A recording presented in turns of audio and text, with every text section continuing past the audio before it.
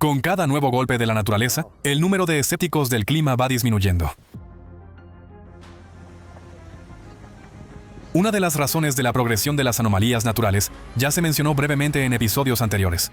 Hablamos de los micro y nanoplásticos, cuyas partículas, al penetrar en el agua, el suelo, el aire y otros entornos del planeta, se han convertido en participantes activos de los procesos climáticos, alterando el ciclo del agua y el equilibrio energético. Pero hay otro aspecto no menos alarmante que las propias catástrofes. Se trata del impacto que los micro y nanoplásticos tienen en los seres humanos. De esto, así como de los acontecimientos climáticos más destacados de la última semana, hablaremos en el episodio de hoy.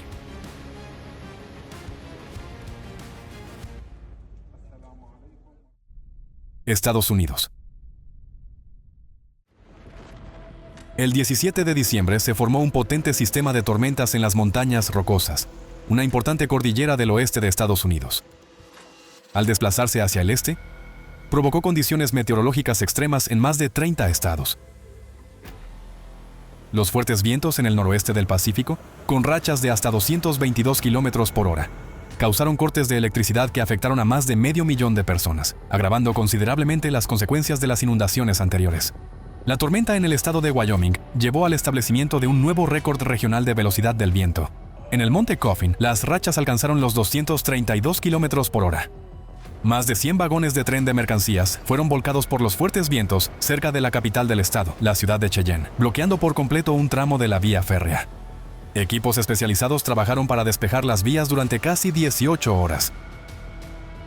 En la ciudad de Twin Falls, Idaho, los fuertes vientos derribaron árboles y líneas eléctricas cerca de una parada de autobús, donde 2 niños esperaban el autobús escolar, como resultado de lo cual sufrieron heridas graves. Debido a los fuertes vientos, se intensificó la propagación de los incendios forestales. En el condado de Pennington, Dakota del Sur, un incendio provocó el cierre temporal de una autopista. Un incendio de gran magnitud en el condado de Yuma, Colorado, que abarcó más de 16,000 hectáreas, dio lugar a evacuaciones masivas. La tormenta en el condado de Boulder levantó polvo y escombros, reduciendo bruscamente la visibilidad en las carreteras. Las autoridades locales recomendaron encarecidamente a los residentes no salir de sus hogares. Las grandes llanuras del norte y las regiones centrales del país quedaron bajo la influencia de la tormenta con fuertes nevadas y ventiscas, en algunos lugares con acumulaciones y blanqueamiento total. Las intensas lluvias que atravesaron los valles de los ríos Mississippi y Ohio causaron interrupciones del tráfico y retrasos en los aeropuertos. La tormenta alcanzó la parte noreste del país en la noche del 19 de diciembre. Los aguaceros y las rachas de viento de hasta 109 kilómetros por hora provocaron un colapso del transporte durante el periodo de viajes de Navidad y Año Nuevo. Entre el 20 y el 23 de diciembre, el norte de California quedó bajo la influencia de un potente río atmosférico conocido como el Pineapple Express. En las zonas bajas cayeron hasta 150 milímetros de lluvia, superando significativamente los promedios estacionales y provocando el desbordamiento de ríos y la saturación del sistema de drenaje urbano. La situación más grave se desarrolló en la ciudad de Redding, donde el agua inundó rápidamente pasos subterráneos e intercambiadores de transporte. Un aumento repentino del nivel del agua provocó una tragedia.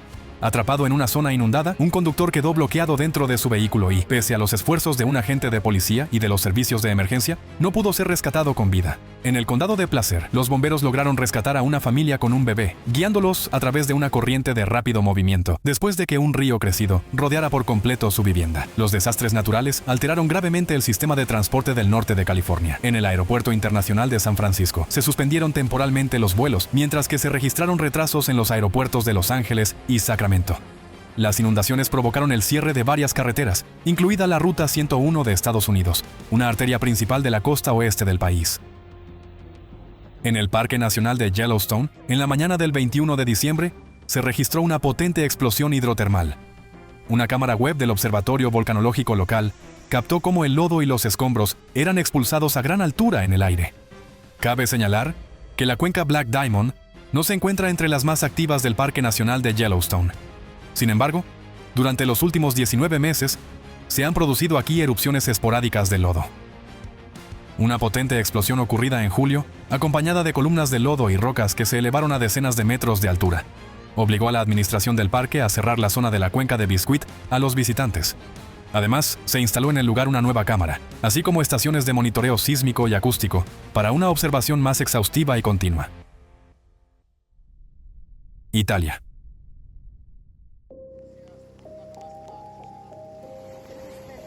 El 19 de diciembre, la isla italiana de Elba fue azotada por un aguacero extremo. En pocas horas cayeron allí hasta 65 milímetros de precipitación. Las carreteras se convirtieron en corrientes de agua de rápido flujo, y el agua inundó numerosos sótanos y garajes, entrando por las escaleras y colándose por las ventanas. Se produjeron graves daños en edificios y escuelas.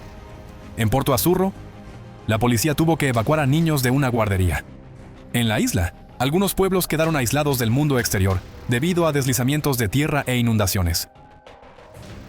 Este año, los habitantes de Elba ya han sufrido fuertes tormentas por cuarta vez. Lo calificaron como una auténtica pesadilla recurrente.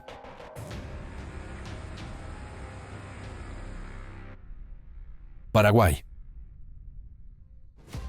Un tornado de categoría F1 golpeó el departamento paraguayo de Alto Paraná el 21 de diciembre. El vórtice se formó entre las ciudades de Santa Rosa del Monday y Santa Rita. La destrucción más grave se observó en el asentamiento rural de Colonia Curupaiti, donde estructuras de madera y láminas de metal corrugado de los techos quedaron esparcidas a lo largo de decenas de metros. La velocidad del viento alcanzó los 150 kilómetros por hora. El vórtice derribó árboles y postes de hormigón de las líneas eléctricas a lo largo de la Ruta 63, que conecta ambas ciudades afectadas con las zonas rurales. Como consecuencia, se produjeron cortes de electricidad generalizados en el distrito, y la carretera fue cerrada temporalmente para retirar los escombros.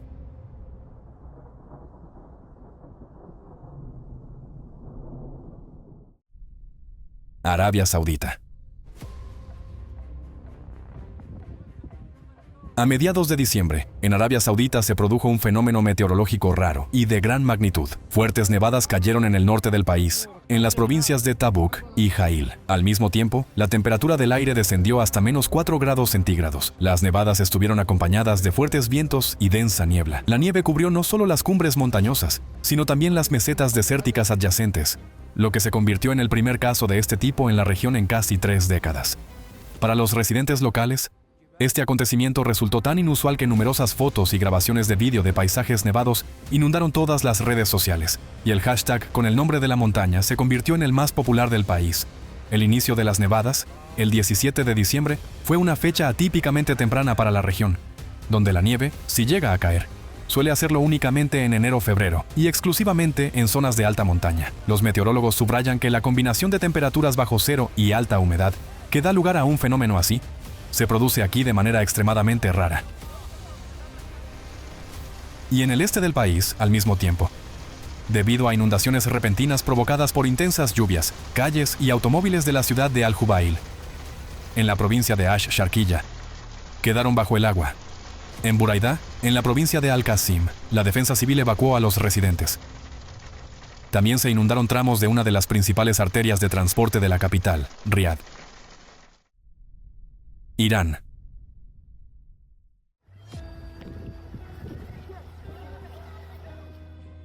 Otro país de Oriente Medio también se vio afectado por el temporal. Irán, cuyas provincias del sur fueron azotadas por lluvias torrenciales. En menos de 24 horas, en la isla de Kish, en la provincia de Hormozgán, cayeron más de 140 milímetros de precipitación, superando el promedio anual. En total, a lo largo de 3 días, la cantidad de precipitaciones superó los 200 milímetros. En varias zonas, debido al desbordamiento de ríos, se cerraron 17 carreteras rurales.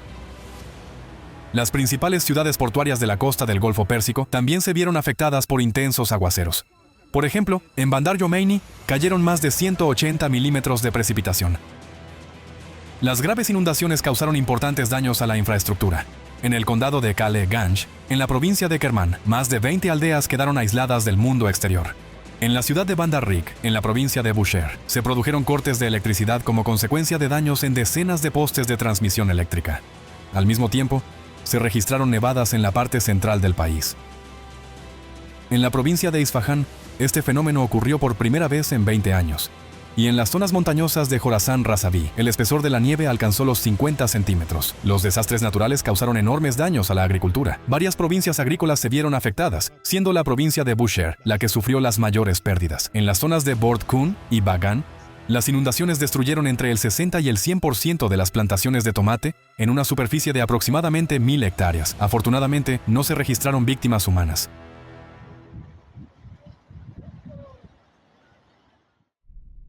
Emiratos Árabes Unidos. A partir del 18 de diciembre, el país fue azotado por potentes y poco frecuentes tormentas invernales, acompañadas de tormentas eléctricas y granizo. El emirato más afectado fue Ras Al Khaimah, donde en el transcurso de 2 días cayó una cantidad de precipitación superior al promedio anual. Cabe señalar que en los Emiratos Árabes Unidos, la precipitación media anual es de aproximadamente 100 milímetros, pero en los últimos años secos, esta cifra ha disminuido hasta los 50 milímetros. La única excepción fue el año 2024, cuando el país experimentó las lluvias más intensas de los últimos 75 años. Las lluvias inundaron carreteras y barrios residenciales, paralizando por completo el transporte. Como consecuencia de la tormenta, quedaron en las calles automóviles dañados, árboles arrancados de raíz y montones de ramas. En las zonas del norte de Ras Al Khaimah se observaron varios vórtices en forma de embudo. En Jebel Jais, la montaña más alta del país, las carreteras de montaña y las instalaciones turísticas fueron cerradas temporalmente tras los daños en las carreteras serpenteantes y los senderos de senderismo. Muchos residentes que se habían desplazado a las zonas montañosas para observar la lluvia quedaron aislados por deslizamientos de tierra. Alrededor de 300 personas, incluidas familias con niños, se vieron obligadas a pasar allí toda la noche. La tormenta también interrumpió el funcionamiento de infraestructuras clave. Los vuelos hacia Dubái y Sharjah sufrieron cancelaciones y retrasos, y los servicios de ferry entre ambas ciudades fueron suspendidos temporalmente. Las condiciones meteorológicas extremas también se extendieron a Qatar. En el país, debido a las intensas lluvias, se canceló un partido de repesca de la Copa Árabe de la FIFA.